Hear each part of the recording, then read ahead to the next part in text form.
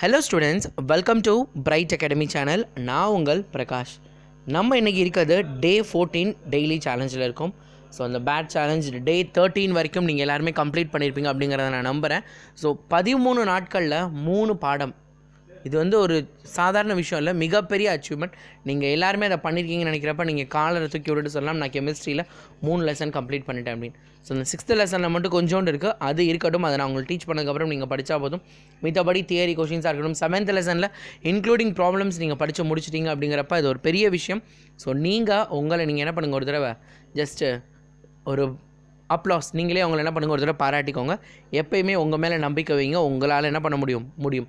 So இன்றைக்கி இருக்க இந்த டே 14ல் என்ன படிக்கணும் நீங்கள் அப்படின்னா, லெசன் 2ஓட கொஷின் நம்பர் 1 to 6லேருந்து B block elements question number 1லேருந்து 6 வரைக்கும் இருக்க கண்டென்ட் தான் நீங்கள் இன்றைக்கி படிக்க போகிறீங்க.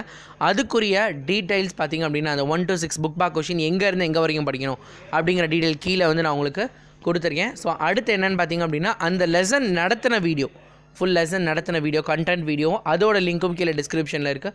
ரெண்டையும் நீங்கள் கிளிக் பண்ணி என்ன பண்ணலாம், யூஸ் பண்ணிக்கலாம். உங்களுக்கு ஈஸியாக அண்டர்ஸ்டாண்ட் ஆகிடும். ஸோ டே 14 கம்ப்ளீட் பண்ணிவிட்டு உடனே எனக்கு மெசேஜ் பண்ணுங்கள் கீழே கமெண்ட் பாக்ஸில், அல்லது என்னோடய வாட்ஸ்அப்லையோ அல்லது நம்மளோட டெலகிராம் குரூப்பில் கம்ப்ளீட்டட்னு. ஏன்னா இப்போ யாருமே அதை பண்ணுறது கிடையாது.